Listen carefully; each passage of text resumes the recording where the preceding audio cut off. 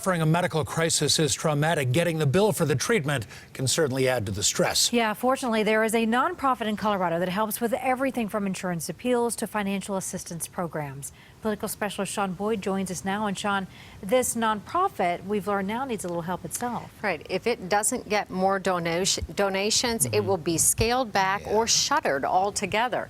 And there is no other program like it in Colorado. It has helped more than 400,000 Coloradans shave $1.2 million off their medical bills in just the last year and a half. We met one of those individuals who was physically and financially devastated before she discovered the program. Everything seemed hard and uphill to me.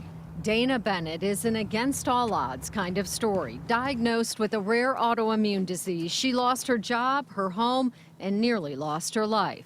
Then came breast cancer, a liver transplant, and hospitalization after hospitalization. I had pretty bad medical PTSD. Made worse by the bills, thousands of dollars in bills. Even talking about the medical bills was hard for me. Paralyzed by the stress, she turned to the Colorado Consumer Health Initiative's Consumer Assistance Program. I felt like someone had my back. The program helps people navigate the complicated world of medical billing for free, filing appeals with insurance, negotiating with collection agencies, uncovering errors in bills, and connecting people with financial assistance. People can sometimes bring us bags and bags of bills or notices that they're going to collections. Adela Flores Brennan is executive director of the nonprofit that now needs financial help itself.